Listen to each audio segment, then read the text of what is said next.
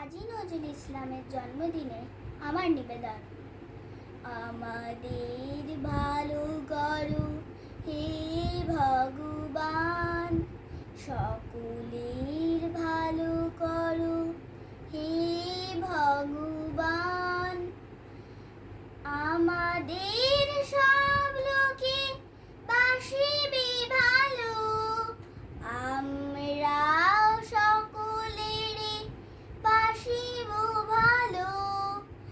রবে না হিংসা দেশ, দেহ মনের ক্লেশ।